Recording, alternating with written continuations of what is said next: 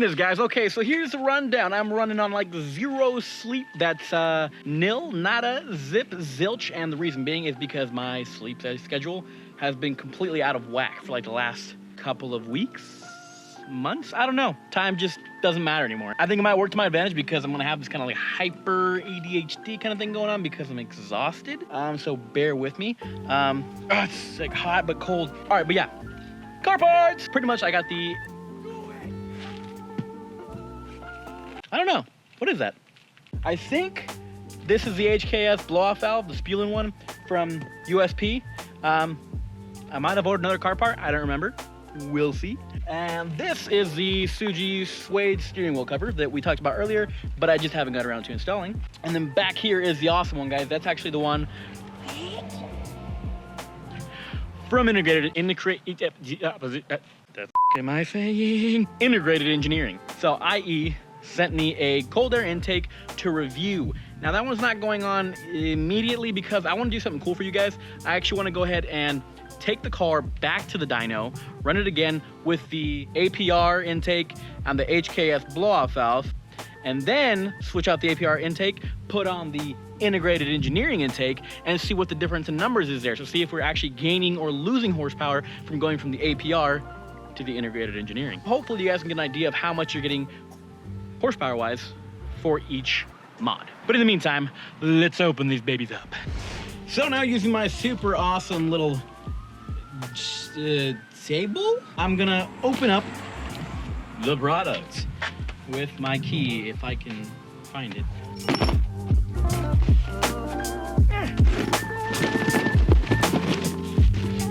All right, USP, moment of truth.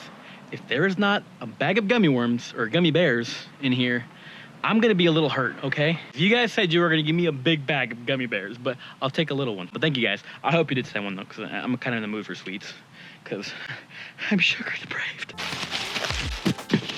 Ooh, pipes. Ooh, hoses. Interesting. So we have 2 hoses with 4 clamps. These look like the charge pipes, outlet pipes, whatever you want to call them, and a tiny box in here. Oh, maybe that's a box of gummy bears, maybe? Wrong. No, probably not. Okay. There we go. All right, so what we got here? We got the hosing clamp, more pieces. It looks like the diverter valve, blocker, thingy-majigger, little valve adapter clamp on. There we go. Some more of that silicone hosing in black. My favorite color. Oh my gosh. Look at that, guys. That is absolutely gorgeous. HKS Super SQV. I don't know about you guys, but I'm super stoked for this. I've always wanted an HKS blow-off valve. I don't know why. I think it just sounds cool. Maybe I saw it in the Fast and the Furious or something. HKS just like is one of those things that like reminds me of imports and like JDM shit and like vroom vroom fast nitrous button pushing shit, you know? Ejectocito, cut! That's HKS to me, okay? You might not like it, but that's all right, okay? All right, damn, I'm gonna open this shit now. I know you guys waiting. Here we go. You know what? More boxes, box inside a box? Of course. The moment of truth, guys, the HKS blow-off valve. Right here. Oh, look at that. Oh, isn't she a beaut? Thing is, pretty big. It's a lot bigger than I thought it was gonna be. Shiny too, ooh, look at that. I like shiny things. It looks like a jet engine. Now you see, this is funny, guys. They sent me the instructions in Japanese.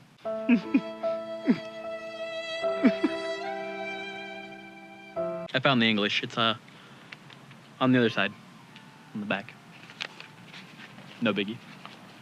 It also makes a great paperweight, by the way, guys. All right, notice.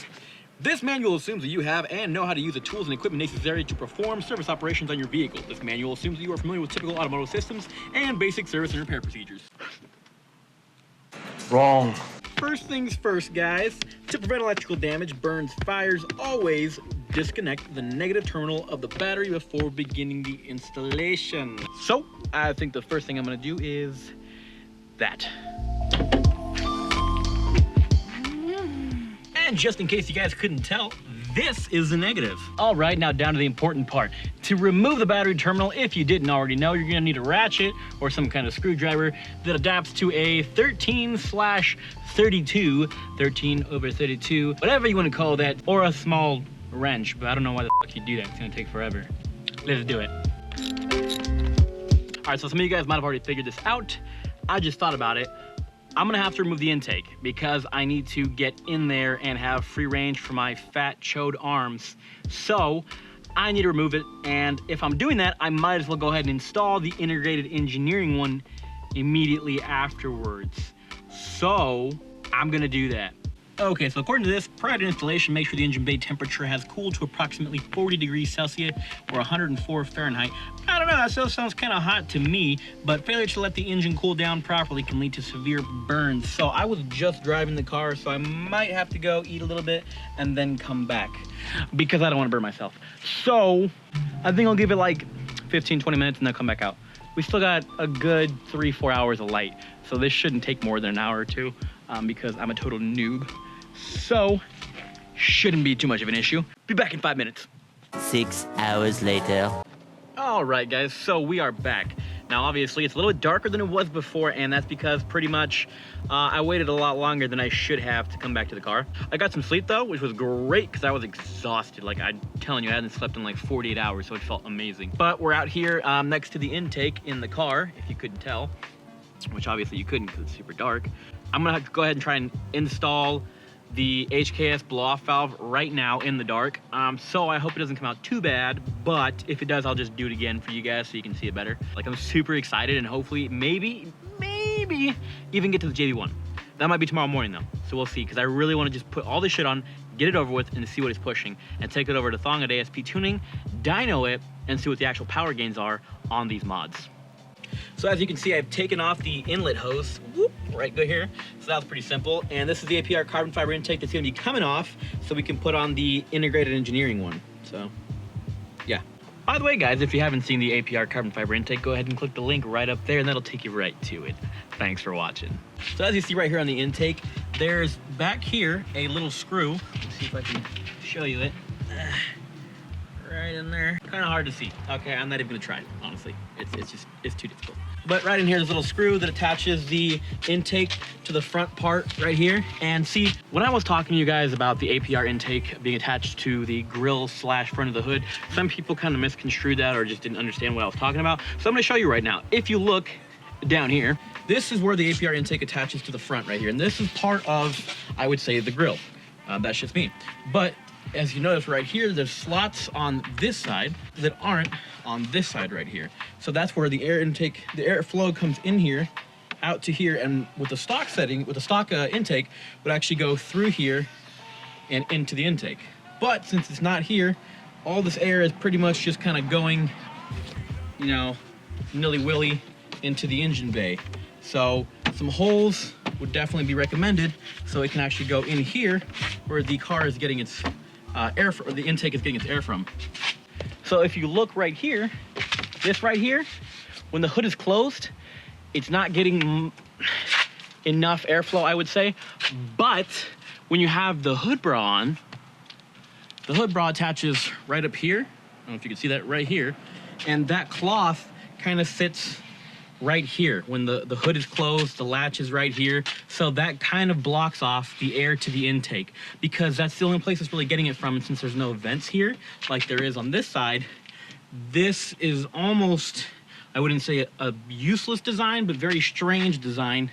I mean, I'm not an engineer, so don't quote me, but it seems like the integrated engineering intake will kind of be a little more efficient, being that the air intake is over here, just open, and not shut off to all the air that's gonna be flowing in from the actual grill. We'll see though, because dyno numbers, I guess, are the universal test for that. So at 210 stock horsepower, just with the intake, I'm making 217 to the wheels. I guess one could say that's 7 horsepower with the APR intake. Again, that's debatable, but we'll see. I didn't do a dyno with the stock intake, so I might do that actually. If you guys want to see that, let me know in the comments down below. I could do 3 dyno pulls, one with the stock intake, one with the carbon fiber intake, and one with the integrated engineering, one with the short ram, stock, carbon fiber. Let me know if you want to see it.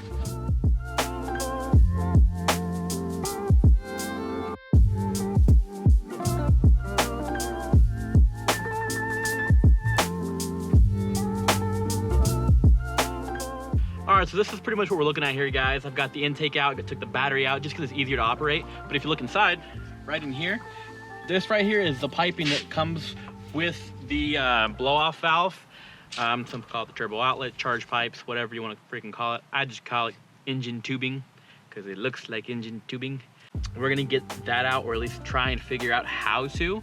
That would be a good start. And in the future too, look forward, because I really want to do this, but these covers right here,